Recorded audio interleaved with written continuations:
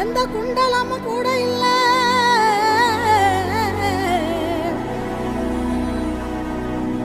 வாள் தூக்கி நின்னா பாரு, வந்து சண்டை போட்ட எவனும் இல்ல. வாள் தூக்கி நின்னா பாரு, வந்து சண்டை போட்ட எவனும் இல்ல.